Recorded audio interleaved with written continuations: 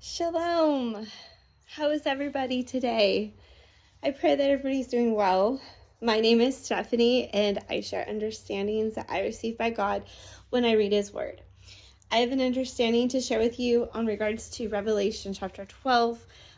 It connects with Luke chapter 1 and Genesis 7 and 8. I'm going to read Revelation 12 today, and then I'm going to post Luke 1 and Genesis 7 and 8 for you to read and connect and ask God and His Spirit to guide you. And then I'll share with you the understanding. So here we go. Revelation 12.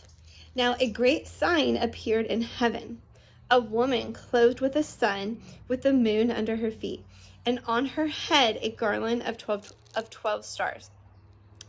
Then, being with child, she cried out in labor and in pain to give birth.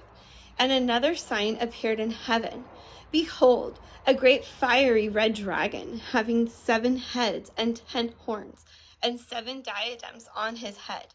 His tail drew 1/3 of the stars of heaven, and threw them to the earth. And the dragon stood before the woman who was ready to give birth, to devour her child as soon as it was born.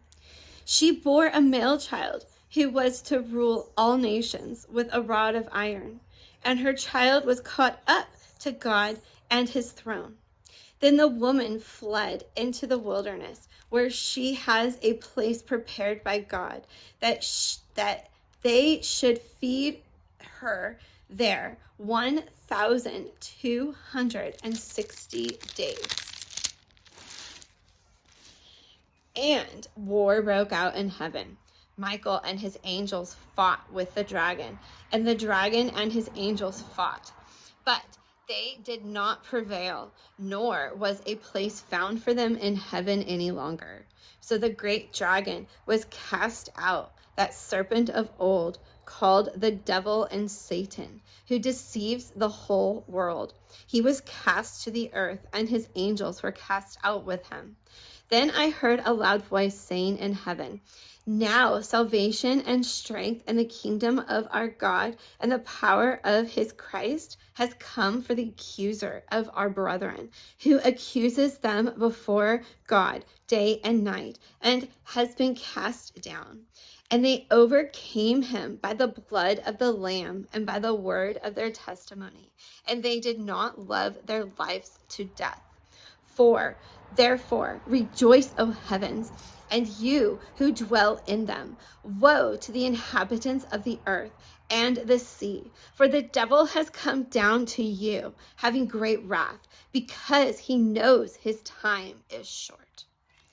Now, when the dragon saw that he had been cast to the earth, he persecuted the woman who gave birth to the male child. But the woman was given 2 wings of a great eagle, that she might fly into the wilderness to her place where she is nourished for a time and times and a half from the presence of the serpent. So the serpent spewed water out of his mouth like a flood after the woman, that he might cause her to be carried away by the flood. But the earth helped the woman, and the earth opened its mouth and swallowed up the flood with which the dragon had spewed out of his mouth. And the dragon was enraged with the woman, and he went off to make war with the rest of her offspring, who keep the commandments of God and have the testimony of Jesus Christ.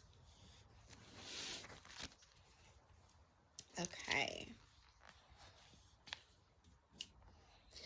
Let's see.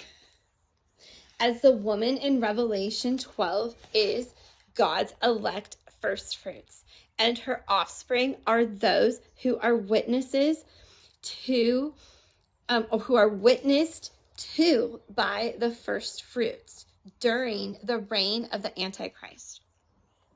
The righteous men and women of God who believe on Jesus and are working to bring the kingdom of God to the lost, who have the key of David, are God's elect. They are the first fruits. They are the 144,000. They are the two witnesses for Christ, hidden during the trumpets or the wars that are sounding in Revelation chapter 8, who come out as witnesses during the Antichrist reign, who get taken up by God in Revelation chapter 11. The harvest is ready, but the laborers are few. Many are called and few are chosen. For this is the love story of God. Shalom.